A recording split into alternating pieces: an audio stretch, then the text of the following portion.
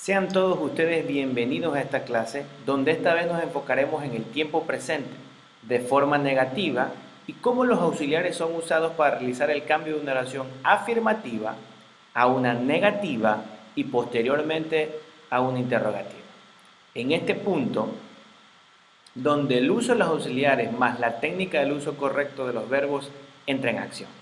Como podemos ver en esta siguiente imagen, que está en el background, se tiene oraciones con los distintos pronombres personales, junto con el auxiliar más la partícula not, que es la negación de la oración.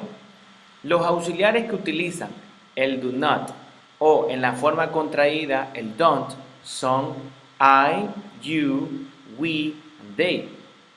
Y los que usan el does not o doesn't son los de la tercera persona. Se debe tener en cuenta que en la imagen se está utilizando verbos irregulares con su respectivo complemento.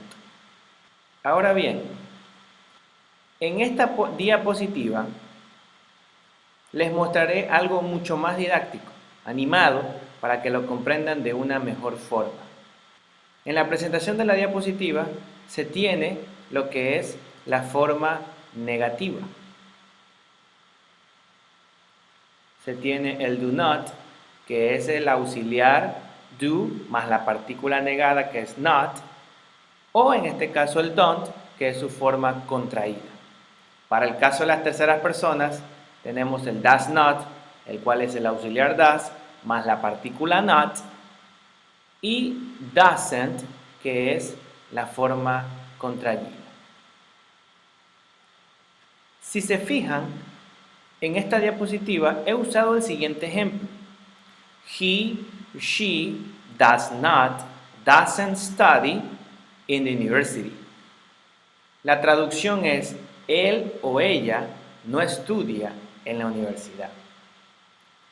El auxiliar does hace que el verbo esté en forma base. Sería un tremendo error tener el auxiliar junto con el verbo studies, como ya lo vimos en ocasión anterior. En el segundo ejemplo, se tiene la oración con los pronombres I, you, we, and they. Do not paint the walls of my house. Significa que si ponemos con el primer pronombre personal, yo no pinto las paredes de mi casa, o tú no pintas las paredes de mi casa, o nosotros no pintamos las paredes de mi casa, o ellos no pintan la pared de mi casa. Como la oración no tiene terceras personas, el auxiliar a usar es do not o don't, que es la forma contraída, y el verbo, ojo aquí, permanece igual. Ahora veremos la parte interrogativa, la cual es, como ustedes pueden ver en la imagen, el auxiliar, que va primero, más sujeto, más el complemento. Es necesario además entender que para responder a estas preguntas se utiliza el yes y no. Se deben considerar ciertos puntos importantes dentro de la forma interrogativa. El primer punto habla sobre la ubicación del auxiliar que debe ir al inicio de la pregunta. El segundo manifiesta que cuando se usa el auxiliar does, el verbo debe ir en su forma base.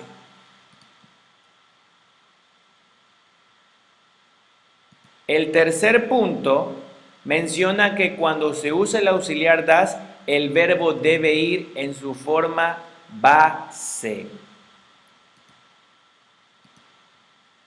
El cuarto y último punto trata sobre no olvidar de poner el signo de interrogación al final de cada pregunta.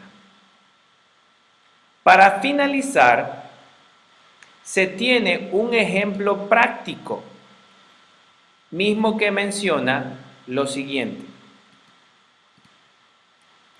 En el siguiente ejercicio, nosotros tendremos una oración en español y usted necesita ponerla en afirmativa, negativa e interrogativa. La oración en español, la cual es Juan empieza sus clases en la universidad a las 7 de la mañana. En su forma afirmativa sería de la siguiente manera. John starts his classes in the university at 7 a.m. Note que se usa la tercera persona del singular, she, y el verbo start, el cual es empezar. Aquí se aplica la regla donde los verbos se le añade la S. La forma negativa es interesante porque es aquí donde es insertado el auxiliar does not o doesn't, debido a que la oración es con la tercera persona y se recuerda que el verbo debe ir en forma base. Y quedaría de la siguiente manera. John doesn't start his classes in university at 7 a.m. Y la forma interrogativa, lo único que se debe hacer es un cambio de posición. Es decir, el auxiliar does va primero, luego el sujeto y el complemento más el signo de interrogación al final de la pregunta. Si te gustó este video, quiero agradecerte por todo el tiempo que te has quedado aquí y sé y estoy seguro que todo este contenido será de mucho provecho para ti. Y conmigo será hasta una próxima ocasión. Chao, chao.